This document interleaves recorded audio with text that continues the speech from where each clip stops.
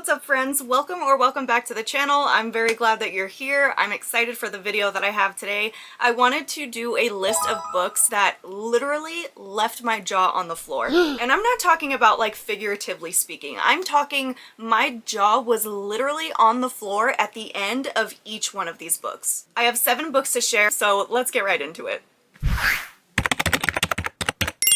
I do actually have a few different genres here. This is a very diverse set of books that I have here. So let's go with the first one. It's going to be The Other Mistress by Shanora Williams. This is a psychological thriller. The premise of this book is very straightforward. It's about a woman who is in what she thinks is a wonderful marriage until she finds out that her husband is having an affair. And not only does he have a mistress, but he also has a second mistress. So Adira, the female main character in this book, she decides that she is going to team up with the first mistress, and together they're going to go after the second mistress. This is quick, this is fun, this is short chapters, page turning, can't put it down, the perfect like psychological thriller style of writing. I really love Shanora Williams. All of her thrillers are a hit for me. I just love her books. And at the end of this story, your jaw is just gonna be on the floor. Very last chapter, I'm pretty sure even very last page,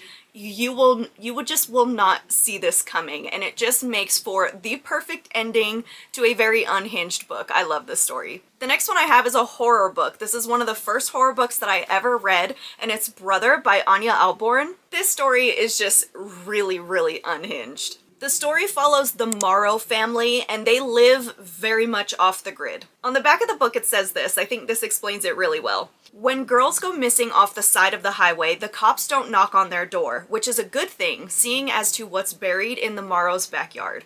So if that kind of gives you an idea of what this family is doing, take it a step further because it gets even crazier and even darker as you read the book. However, we're following their youngest son, who is really just not like the rest of his family. And when he meets a girl at their local small town who works at like this record shop, he's immediately smitten with her and starts like envisioning his life as if he has been able to get away from his crazy family. I honestly want to say I don't know if it's because I was such a naive horror reader at the time. Like I said, this was one of the first horror books I ever read, and maybe I just like wasn't, you know, as accustomed to the type of story that a horror book could be, but I was shocked at the end of this book. I did not see this ending coming. It did not end at all the way I thought it was going to, or even the way I wanted it to end, but the shock factor in that like made it such a good read for me. I love when this is me at the end of a book, okay? I love when I read the last page or the last chapter or whatever it may be at the end of a book and I'm like this.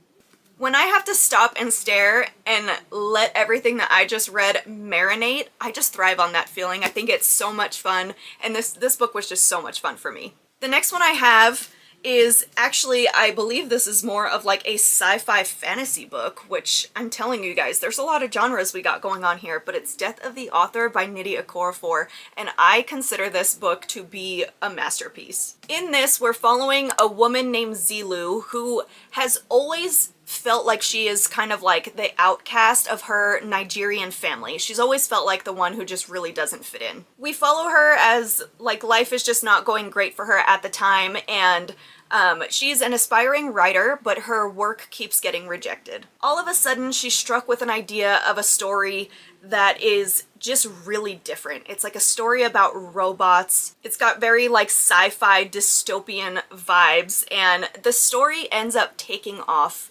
instant fame. So we're following like her journey as a writer and what that's doing for herself, and also the family dynamic of how she makes this incredibly huge accomplishment with this book and this story and all of the fame that it's bringing to her, and her family is still just crappy and unimpressed with her. I loved the culture of this book. Nigerian culture is one of my favorites to read about. It's so immersive and just beautiful. I love like the grounds that they stand on in their culture and their upbringing, and this book was filled with that. Not to mention like the descriptions of food I always just love. But it's honestly such a well-written, well-told story, incredibly immersive.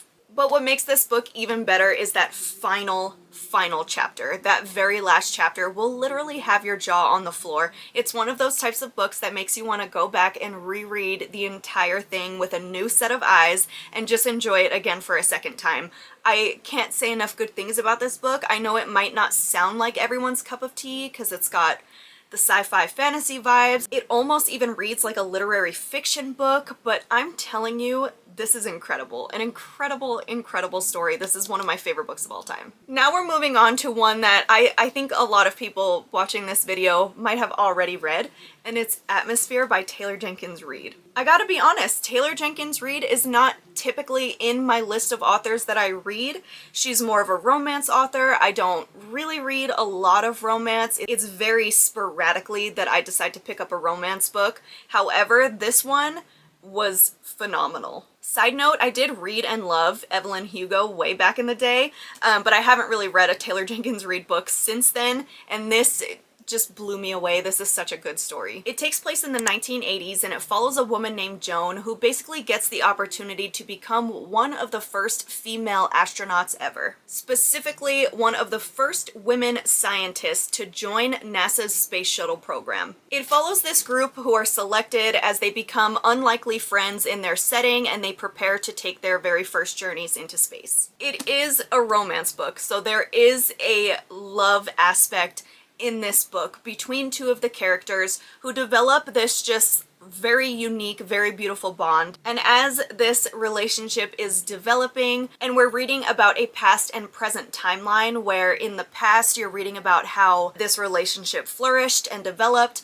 and then in the present you're reading about the current trip to space that some of these characters are taking and the risks that that entails and the complications that arise on this flight into space. And it's nail-biting. It grabs you in its grasp. I'm struggling for words right now, you guys. This book just, it grabs you and doesn't let you go. It keeps you on the edge of your seat. There's my words right there. It keeps you on the edge of your seat, and it really just doesn't let you go. Like, it's the entire way you're wondering what's gonna happen, what is gonna be the outcome of this, and it really throws you for a loop. So many of my friends that read this book, we were just talking about how mad we were at the author for the way that she spun this story and the emotional damage that it literally puts you through. This book is phenomenal, guys. I highly recommend. It was awesome, and you know I'm not a big romance reader, but I sobbed over this book. Okay, next I gotta pull out one of my favorite books of all time. Thinking about this book makes me happy, and I don't think that feeling is ever gonna go away. It's The Night and the Moth by Rachel Gillig. This is one of those books that I describe as a masterpiece. Man, the ending of this one though, my goodness. So fantasy books are really hard to explain like what they're about. I struggle with this big time, but I'm gonna say that this book follows a character who is one of 6. It is a group of 6 women inside of this kingdom, and their role is that they are diviners. What they do is they drown, like drowning. They purposely drown themselves in this magical spring water, and while they drown, they dream of prophecies for whoever they happen to be prophesying for at the time. I really hope that makes sense. I'm telling you, fantasy books are really hard to describe. Anyway, we're following the main character who is one of those 6 diviners, and suddenly her fellow diviners are going missing from the kingdom one by one. And these women are not supposed to leave the walls of the kingdom, so the fact that they're going missing is extreme. But when she realizes that her friends are going missing, she sets out outside of the walls to look for them and to get answers and to find out what happened. She's not alone though. There are a few other characters that take this journey with her, and their little group goes together. Their little group was one of the funnest groups I've ever read about in a book. I was thoroughly invested and addicted to all of their personalities. It just blended together so well. Don't get me started on this book because I will go on forever, and I don't want this video to be an hour long on just one book. The journey is fantastic. The found family aspect is fantastic. The twist at the end of this will make you so mad that you do not have book 2 in your hands. It's not released yet, but it does release, I think, later this year. I want to say September, but that's a wild guess. But I know it's like in the later half of the year. But you will be so mad that you do not have book 2. This is the type of book that you read the final page and then you put it down and pick up the second book and read the first page immediately. Like no breaks in between. A masterpiece, guys. A masterpiece. The next book that I have is actually a historical fiction book. And this is one that a lot of people have probably read. The Four Winds by Kristin Hannah. It is the second Kristin Hannah book I ever read, and I'm a huge fan of her books. She's one of my favorite authors of all time. This just had to be included in this video, but if you've read this book, you know what I'm talking about when I say that the ending of this book was shocking. The story takes place in Texas in 1921 and it follows a family through the Great Depression. The world is changing, millions of people are out of work, and the way that the author describes the dust storms that were happening during those times is so immersive, I almost felt like I couldn't breathe when I was reading it. The story follows the family through so much trial and them literally fighting for survival until they decide to take their chances and journey to California seeking a better life. It's one of those stories where you become extremely invested in the characters and just fighting for them to make it. Like you're really, really, really rooting for these characters and for this family to have something better than what they have now. And it's a heart-wrenching story.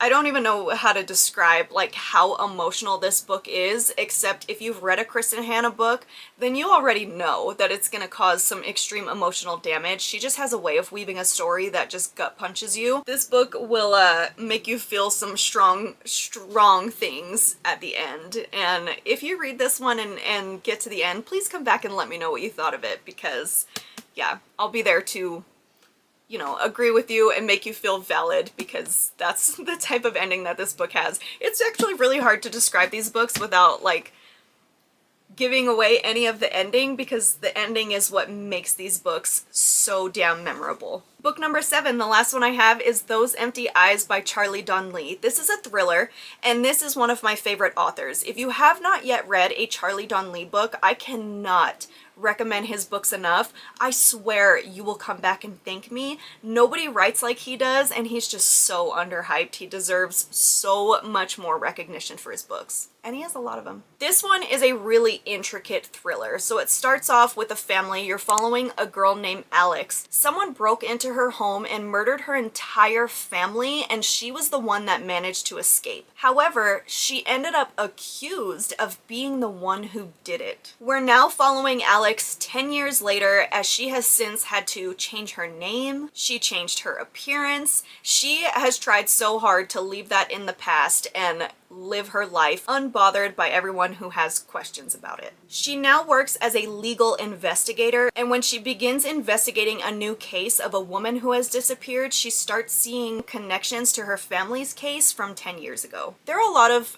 people that read thrillers that I talk to where they have mentioned like they've read so many thrillers that they were able to see the ending coming in a specific book, or they guessed it in the beginning and ended up being right. I honestly don't know if anybody could guess this book. This twist at the end really just got me. I feel like Charlie Donlea just did a fantastic job of describing the story in a way that puts your mind in a certain place that you just don't see what he has in store for the story until you actually get to that point. It is a fantastic book, and you honestly can't go wrong with anything that he's written. I said it once and I'll say it again. Read one of his books, they're phenomenal. And that is it for the 7 books I had planned for this video, guys. These are some of my favorite books of all time. Here's the stack of them so that you can see them all in one spot. I would love to know if any of you guys have read these ones, what you thought about them. I know sometimes we all disagree and that's completely fine, but yeah, I really loved each one of these. And if you do read them because of this video, please come back and let me know what you thought. I love to hear your guys' opinions on the books that I share. And as always, thank you so much for watching this video. If you're still here with me, please consider liking this video. If you subscribe to the channel, I'm endlessly grateful. And I will see you guys in the next one.